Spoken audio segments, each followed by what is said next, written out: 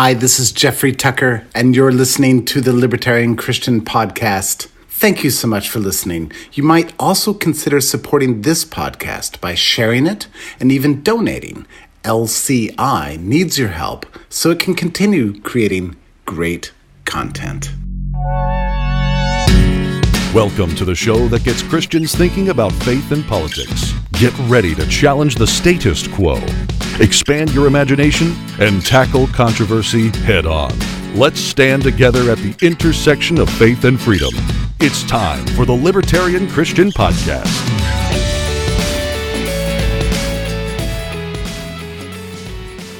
Welcome to the Libertarian Christian Podcast, a project of the Libertarian Christian Institute.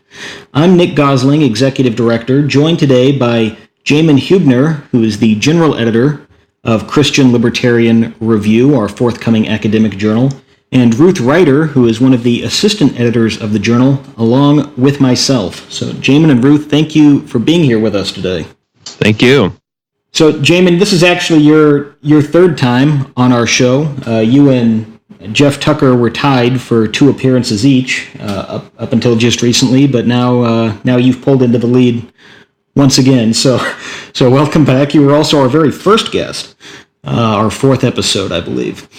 So I'm very excited about Christian Libertarian Review, as I know that 2 of you are as well. This is a project that's been in the making now for about a year and a half. But Jamin, I think you were thinking of something along these lines even long before that, and it just kind of worked out that LCI became the parent organization of the journal. So why don't you tell us a little bit about what the journal is, why we're doing it, where the vision came from, and what we hope to accomplish with it.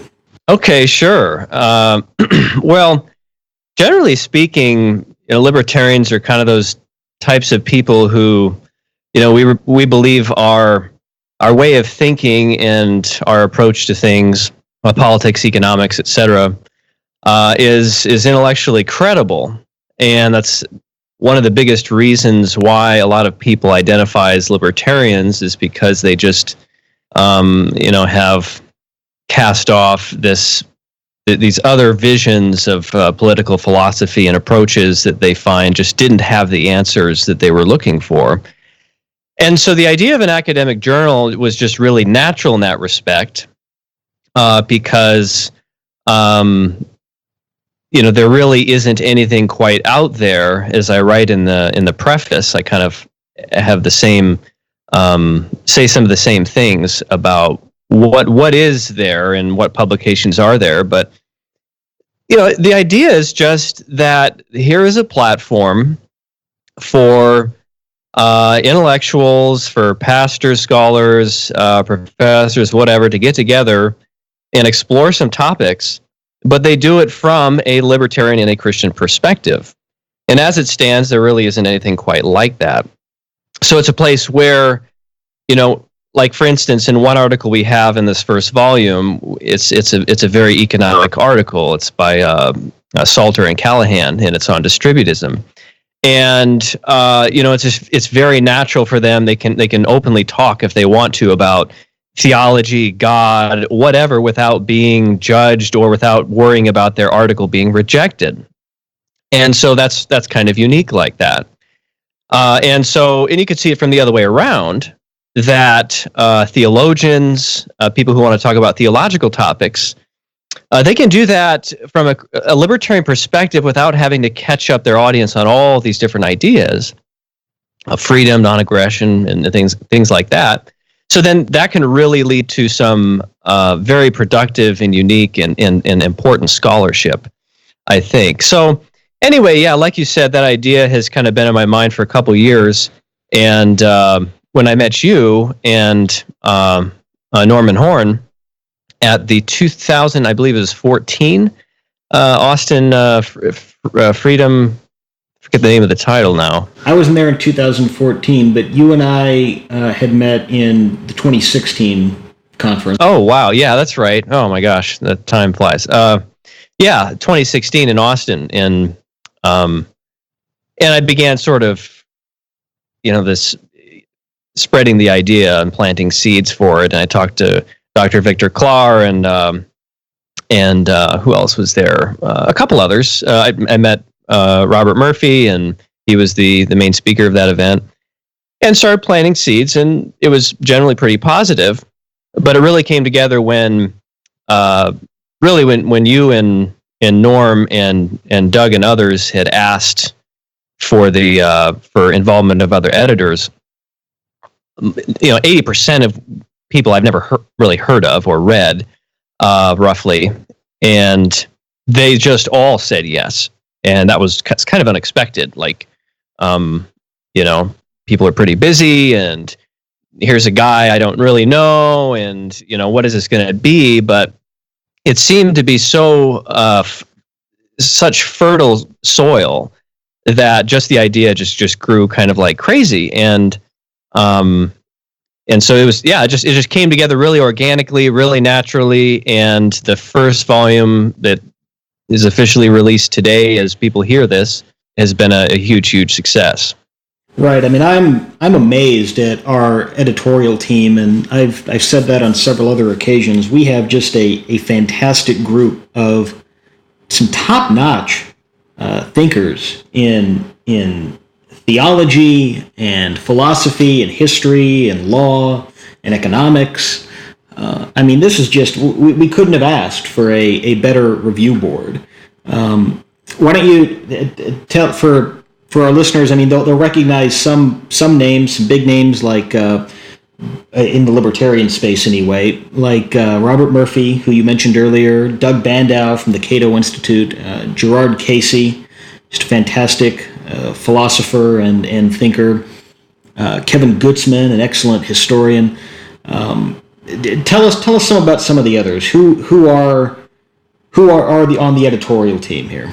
Those, and then of course I mentioned Dr. Victor Clark, and he's associate professor of economics at Florida Gulf Coast University. He has this distinguished professorship in free enterprise. He's just a wonderful guy. I talked with him at the Free Market Forum in Houston a couple months ago. And Jeffrey Hübner is professor and chair of economics at Grove City College and senior fellow at Ludwig von Mises Institute. Of course, Norman, we know him, and Jason Jewell. He's kind of new to me. He's professor and chair of humanities at Faulkner University, and is really valuable, I think, for someone who knows literature. There's not a lot of people out there anymore like that. And he's been on our show, and he and I actually talked about that topic. Yeah, that's right. And I did listen to that. Yeah, that was a really enjoyable podcast you guys did. Who else here? I don't really know David Riggs that well. Sean Rittenor, he's a professor of economics, also at Grove City College, and I actually use his textbook when I teach economics at the college I work at. Charles, and I don't know how to say his last name, Taliaferro, I think is how you say it. Every time I read his biography, I laugh out loud. I'm not kidding. This has happened like 3 or 4 times already, because I'm not convinced he exists. Like, I really don't think he exists. Like, you read through it, it's like, there's nobody that has done all of this. It's just... Yeah, he is immensely qualified, a truly consummate scholar. And let me just give a very public thanks to our friend David Thoreau at the Independent Institute, who referred me to Charles to reach out as an editor. So thank you to David Thoreau and the Independent Institute, and thank you to Charles. Absolutely, yeah. And I hear he's very, very busy, and I mean, you can tell by reading through it. And Tim Terrell is associate professor of economics at Wofford College, I think is how you say it. I'm not sure. Also assistant editor of the Quarterly Journal of Austrian Economics, and other things as well. And he's a new face to me, but he has actually already served in a capacity of reviewing an article, and was did very timely and excellent feedback. And then Chris Zuccali is a friend of mine and colleague who is an independent scholar from New York, and we served together on the Canadian American Theological Association board. And wonderful New Testament scholar and professor. So, Yeah, I mean that's just the first year, and there's 3 or 4 others I have in mind, because this is just the first round, like who we could find to get involved. To have this many and this qualified is more than actually a lot of other journals out there, and now I want to kind of balance it out. I'm realizing after getting submissions, oh wow, we don't have a lot of people in like ancient history. Might be really valuable in some respects. We're really heavy on economists. It would. I don't want to keep sending the same like articles to the same 4 people or something. So I'm going to have to get a few more just to make sure it's balanced. But it's an experiment. This whole thing is an experiment. I've been a peer review editor of a couple different journals, but not a general editor, and that's a very different experience for me. And there's a lot of whole new issues to deal with, and especially when the biggest thing that is just the weight of releasing a public document that you're responsible for, and trying to squeeze out all these last minute typos and little errors and things like that. And in the article on distributism, I sent it to Dr. Salter asking him for a proof, like, is there anything wrong with this? And he's like, yeah, you missed a co-author. And I'm like, oh, okay, I don't know how that happened. So I put in Eugene Callahan's name in there and his bio information, and I just really don't know how that happened. But so there's little things like that. But anyway, yeah, we're super blessed to have a great staff, and it's going to continue to grow. And I always and several of them have contributed in the first edition, which I really wanted to happen, which is a great blessing as well. So that's big. I mean, that's like the backbone of the whole journal, and that's established and taken care of, and now it's just kind of maintenance. So that's really great. And you and I are both actually contributing authors to this first volume. Your article, Christian Libertarianism: An Introduction and Signposts for the Road Ahead, and then my extended review article of Greg Boyd's recent, I don't know if you can call it his magnum opus, but it's certainly probably one of the most significant works he's ever produced, about 1,400 pages or so, Crucifixion of the Warrior God. So since we're both here, let's talk a little bit about our pieces. So what is the topic of your article? What can readers expect to find there specifically? Well, I was sort of shy about publishing an article in the first one as the general editor. It's not extremely unusual, but I basically wanted to kind of lay out some basic things about what Christian libertarianism is, what the basic contours of it is, but then also the type of writing that this will be, the sort of tone, so that other contributors will sort of get an idea, or at least those who aren't so sure and maybe they're trying to get published for the first or second time or something. So I wanted to sort of set an example in a way, I guess, was one of my goals, but also to, carve out what I think, are some of the fundamentals of the perspective that we're embodying in the journal. But that was just the first half. I thought it'd be interesting to then go into the unknowns a little bit and say, here's the work we should do. Here's some areas we haven't addressed. Christian libertarianism even as a phrase, as a word pair, is very recent, and people identifying as Christian libertarians is also somewhat recent, although we argue the roots are extremely ancient. So what I do in the second half is explore some of the areas I think could be challenging or possibly confusing. They need clarification, or areas that we hope to see development and exploration. And that's all over. I mean, that concerns not just economic issues, but a lot of ethical ones.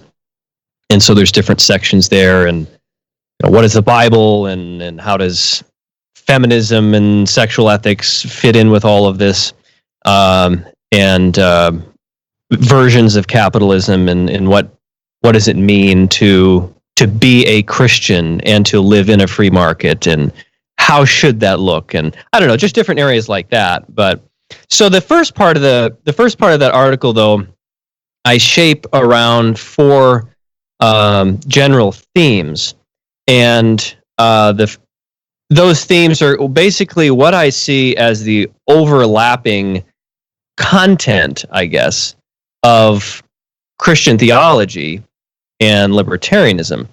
And just to make sure I get it right, oh, there it is. Yeah, the first is peace and nonviolence. That's kind of the central one that drives all the other ideas, is peace and nonviolence and non-aggression. And, Christians and libertarians are very, very serious about not committing violence. And of course, we would add more technical definitions, that not initiating force against a person or their property. And when you lay it out like this, to me, it seems very obvious. And that was kind of my goal. For some people, Christianity and libertarianism just has nothing to do with each other. They're opposed, or, just a weird combination. But the way I see it is they're really, one is an extension of another. And that's a pretty big claim. That's a lot weightier than the work of, Elise Daniel and the book Called to Freedom. They initiated a very mild project, which is Christianity and libertarianism are compatible. They're just trying to get that discussion going, and that's, the best place to start. But I wanted to go further and say they're actually complementary, and they actually go together, and it makes the most sense. And so, like someone like Walter Block, he would say, like, the biggest focus of libertarianism is, when do we use force? And one of the biggest distinctives of Jesus of Nazareth, from which we get the word Christianity, Jesus was the Christ, is his remarkably peaceful life. So that goes together. Now, in a larger project I'm working on, I want to explore if it's the same kind of peace, if it is the same non-coercive type of peace. And of course, I think it is. But a lot of people would question that and say, well, our modern understanding of non-aggression, you're just reading that back into the New Testament. So I'll deal with that later. So that's kind of the first theme. And the second is freedom and voluntary order, which is just a corollary. Christians promote freedom, and in the New Testament, we see that there's this theme of non-compulsory behavior, like this is distinctive of the New Covenant era. Which you give out of the goodness of your heart, for example. And it's a voluntary society. The church is not a coercive institution, at least it shouldn't. I just watched a video on YouTube last night of this gal who escaped a cult from New Zealand. And of course, they call themselves Christian and whatever. And it's like, this is, it's not Christian. It doesn't deserve that name, precisely because of its coercive nature. And a third theme was decentralization and the diffusion of power. A little bit more complex, but again, a logical corollary of peace and nonviolence. We see this gets into a little bit more controversial because, especially in the Western intellectual tradition, there's tons of hierarchies. They're all modeled around these, one person at top, like the Roman Empire or the Catholic Church, or this organization or that. They're really sort of triangular, so it's hard for us to kind of predate that, to go back and to read the New Testament in its own context, and how it actually isn't so centralized. Pastors, elders, that the model of ecclesiology is very mutual and is not so linear and hierarchical like that. And diffusion of power, it's the same thing. That's part of libertarianism. When you give people when you give people the power, the rights that they have, you give them freedom, they can only screw up so much. They can only damage so many things, so many people. But if you give a government, for example, a lot of power, the damage is all that much greater. And so, that as some some others have said and argued that, how many people has anarchy killed? It's like nothing compared to how many people governments have killed. And so it's that kind of idea there. And then finally, a fourth theme that I look at is concern for economic flourishing. And, how many libertarians are economists? A bunch. And a lot of our editors are economists.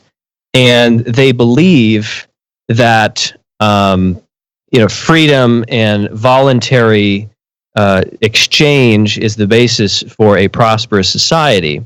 And they have a lot of good reasons for believing that and teaching that. And a lot of those ideas of freedom and business making and culturing and transforming the raw goods of creation into something useful or beautiful or whatever has its roots actually in Christian theology and Christian thought.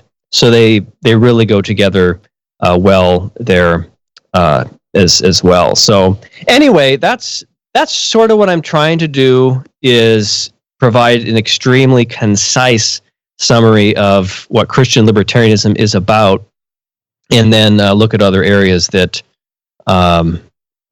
could be more developed in more extensive ways. And my piece is actually the fourth and final of the main articles. Yours is the first, but we'll skip ahead here and talk about that. So I'll kind of just go over what I discuss, and if you have any questions for me, you can ask. Greg Boyd is a scholar who most of our listeners are probably familiar with. In fact, he was on this show several months ago talking about this basic theme that he discusses in Crucifixion of the Warrior God. We had him on right around the time the popular version of that book, Cross Vision, was published. Crucifixion of the Warrior God came out earlier in 2017. As I mentioned at the outset, it's a massive work, about 1,400 or so pages in 2 volumes. And essentially, Boyd's thesis comes down to this concept, that because Christ crucified is the primary and supreme and unqualified revelation of who God actually is and how he is and the way he behaves towards man, any imagery or portrayals in earlier revelation, and Boyd is thinking mostly here of the Old Testament, although also to some extent in the New, must be filtered through that lens as an accommodation of God to the people, to the authors, the people of Israel, the prophets, of how he actually is. In other words, God is stooping at these earlier points in Revelation and allowing an obscured portrait of himself to be perceived to accommodate the narrative of redemptive history up until we get to Christ, who is the true and full and perfect revelation of how God actually is.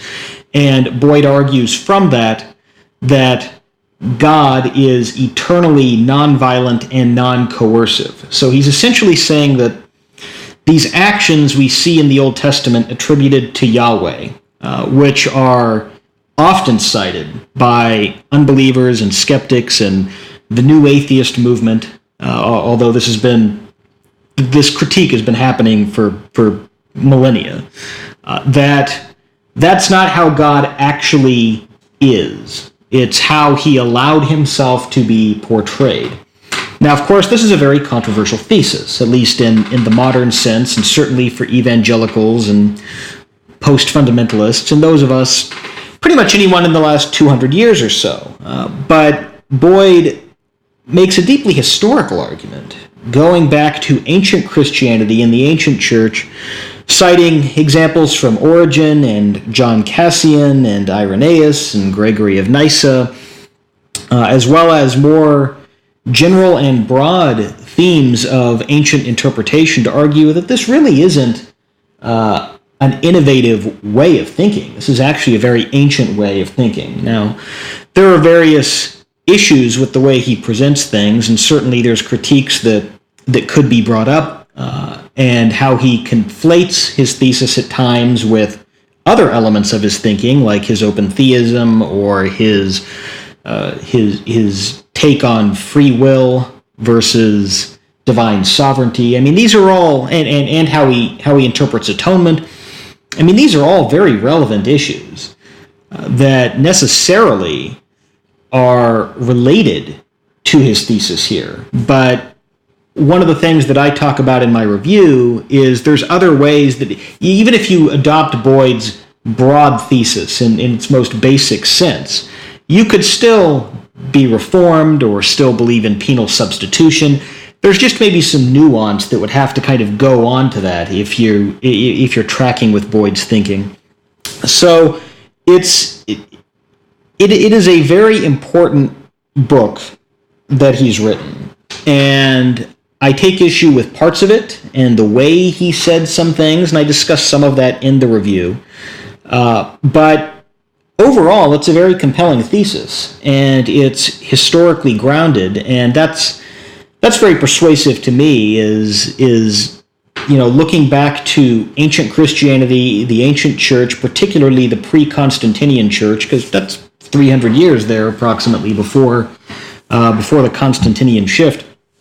And Boyd does that quite well, to say that, he's not being an innovator here. He's actually taking us back to the roots of Christianity. So whether you agree with his conclusions or not, it's a serious scholarly work, copious footnotes on almost every page, and I would highly recommend it. Now, Nick, didn't he write a 1-volume synopsis of the bigger work called Cross Vision, if I remember right? There is a smaller 1-volume, so maybe that would be something our listeners would also be interested in if they don't have the time to dig into that huge portion and they want a smaller version of it. I think that's available. Yeah. Right, and that's when Boyd was on our podcast, and it was Doug and myself interviewing him. That was right around the time Cross Vision came out, and he was mostly discussing Cross Vision, although it is a highly condensed version of Crucifixion of the Warrior God. So I can't claim to have read Cross Vision, the smaller, more layman-oriented version. I did skim it, but yeah, anyone who is wanting to dive into this, if you don't have time to go into Boyd's lengthy academic treatise, then yeah, pick up Cross Vision.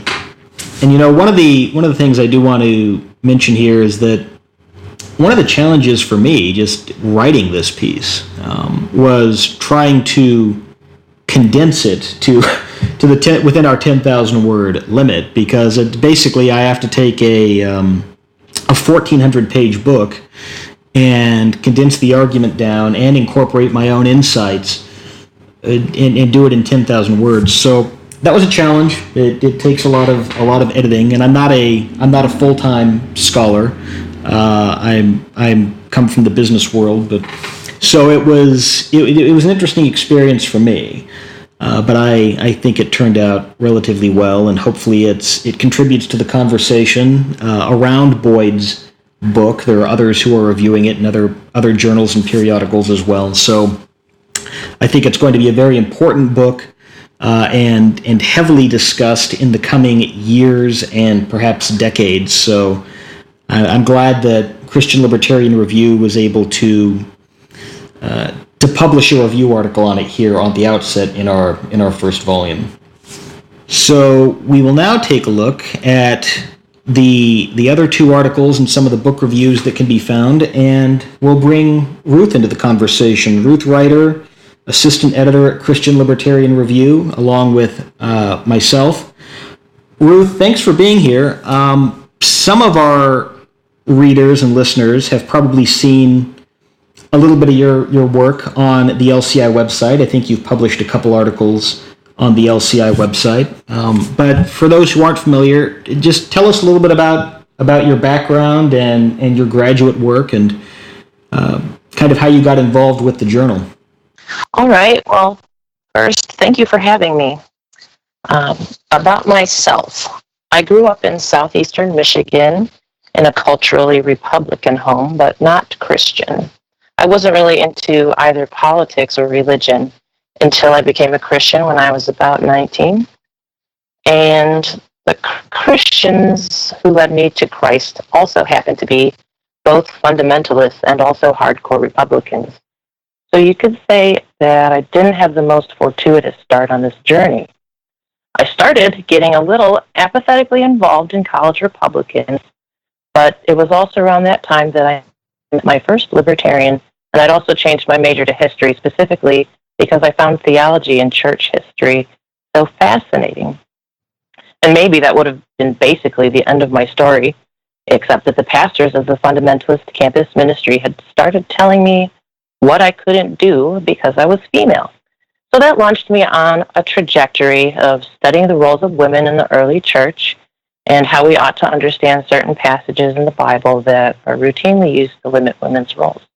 And so I landed at Trinity Evangelical Divinity School in Deerfield, Illinois, where I had to read Daniel Migliore's Faith-Seeking Understanding. But you could say that I wasn't really ready for it at the time. Actually, I didn't even remember reading it until recently. I found something I'd written about it. It was kind of like a memento moment, learning things about myself for the first time that I didn't even remember.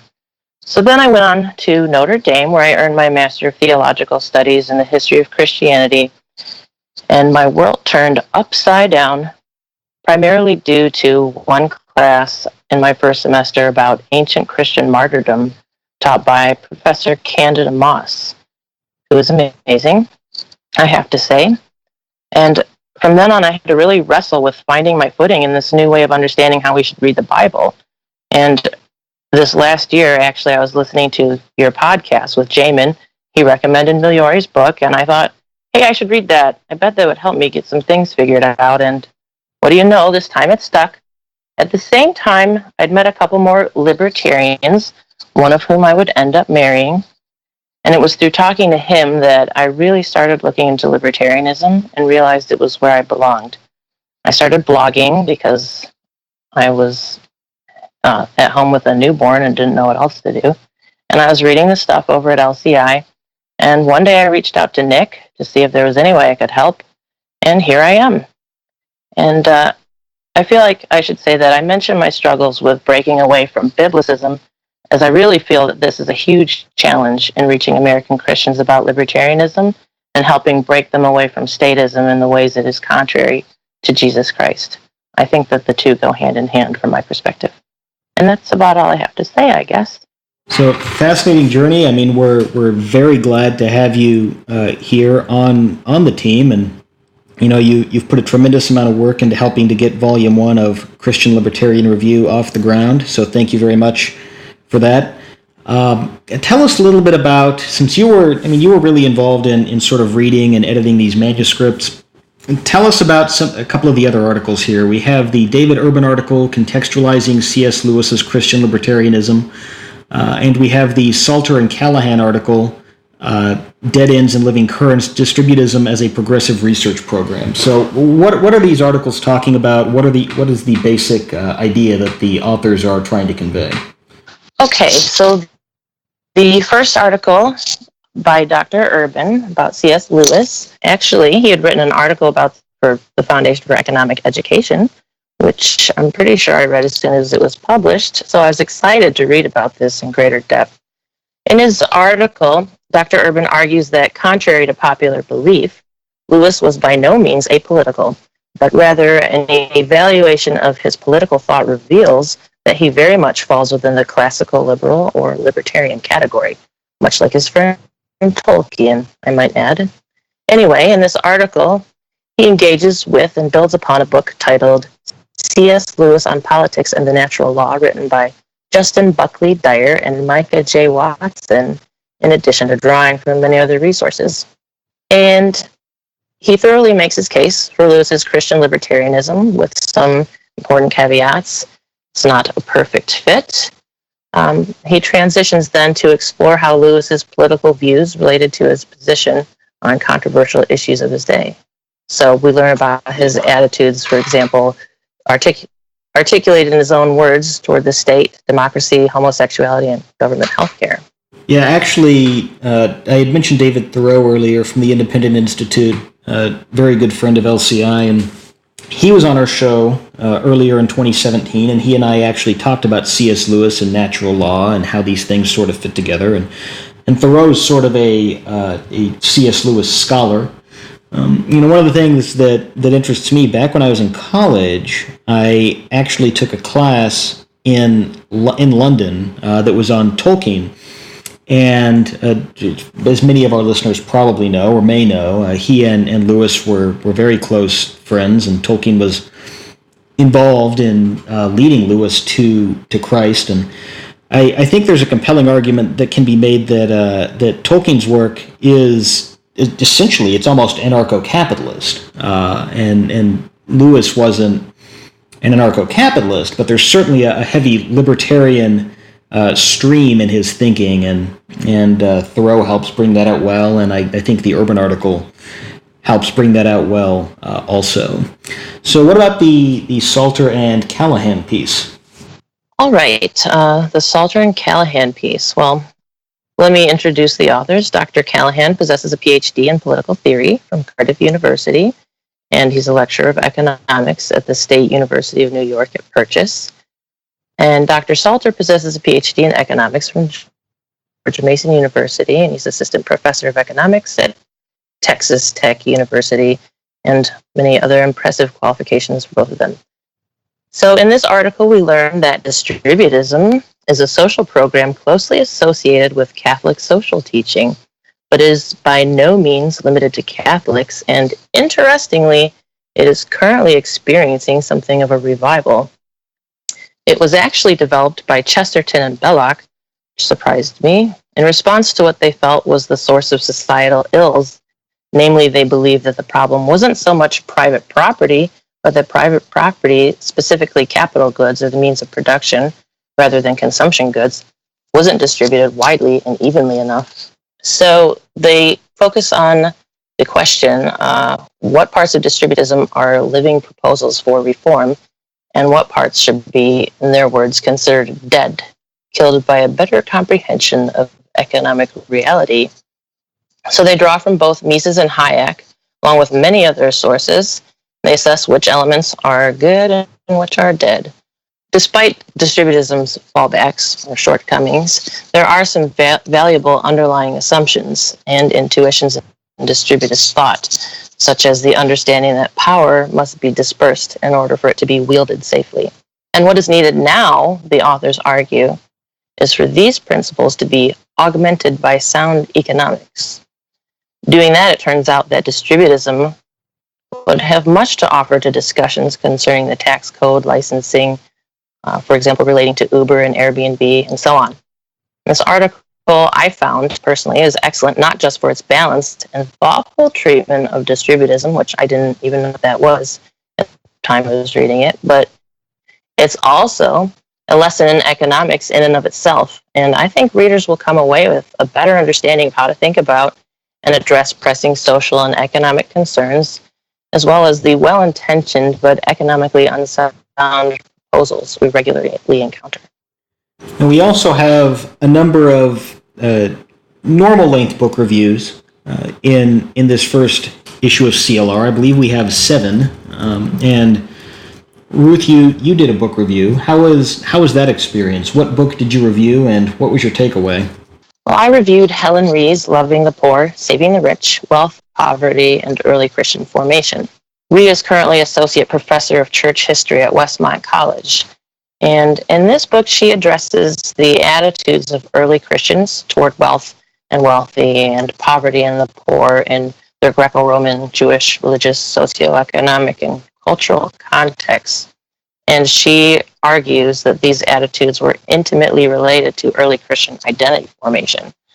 So she talks, one of her major themes is about how the church adopted these models from the state, specifically Roman patronage.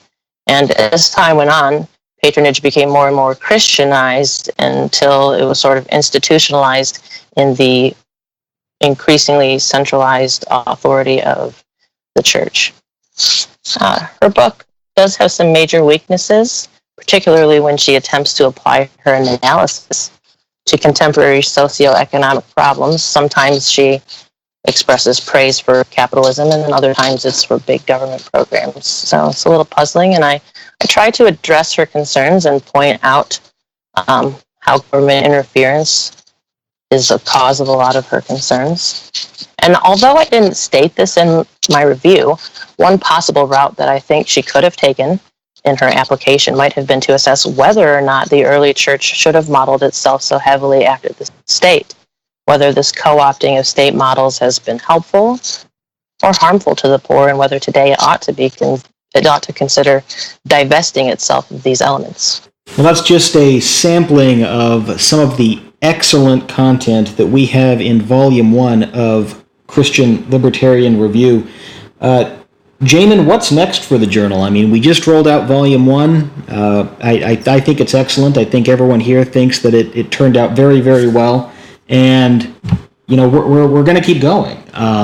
There will be a Volume 2 and a Volume 3, and hopefully CLR will become, at least this is my vision, I'll let you talk next, but I hope this becomes a tremendous conduit in academic theology and ultimately down into the church, into the pews, for thinking about the intersection of Christianity with liberty and with the non-aggression principle and with free market economics, and how these things are conducive to building and growing the kingdom of God. What's your vision and take? Well, I think it's just really important, at the very least, to demonstrate that a lot of the stereotypes about Christian libertarians are outright false. It is not just and I actually mentioned this in the beginning of the journal, in the preface. If you download the full version and you read the editor's preface, I explain a little bit how libertarianism is not a fringe thing, at least not anymore. And because when you listen to stuff like Albert Mohler and other popular Christian figures, it's presented in such a way that like it's just sort of the kookiest thing, and it's not really having an impact. And if you want to be a political loser, you'll be a libertarian. That's kind of the way it's framed anyway. And also, intellectually, like it just has no real grounding, and maybe there's some good ideas, but ultimately it's not going to affect the world in any real way. And so it's just really important that just the very existence of the journal will show that actually there's a lot of people that are involved, a lot of people who are thinking through these things, and that there is a coherent message and a coherent integration between these things. And that's just going to, I think, create, I don't know where that's going to go. I don't know how that's going to be used necessarily. We can imagine how, it has been through other journals and how they've assisted in that. But, it's just like LCI already has a blog and already has a podcast. And, is there a future for Christian libertarianism? Well, if there is, then this is obviously the next step to me. That's how I see it anyway. And I just got the first, maybe not the first, might be the second submission for the 2019 about 2 hours ago. And that's actually, I'm virtually certain we're going to publish that review. It looks really good. And so the interest is already growing, and I was surprised too about a Dr. Victor Clar. He accidentally announced the journal it would be a few days ago from when people are hearing this, which is sort of funny, because like there's this really awesome response, even though it wasn't officially announced yet. But that was even so I don't care, whatever. But it was really encouraging, and this is going to, I think this is going to go places and bring a lot of people together, and just allow people to get out of the closet. I mean, there's a ton of closet libertarians. I mean, And I've talked to a lot of them at different conferences where it's like, yeah, I think like Trump's trade policies are silly, and I go to this Christian institution where Trump is like God, and I can't say anything, and there's no medium. So this really, you discover all these things, and all these people are talking about it. These conversations that have sort of been pushed and suppressed under certain administrations and certain environments.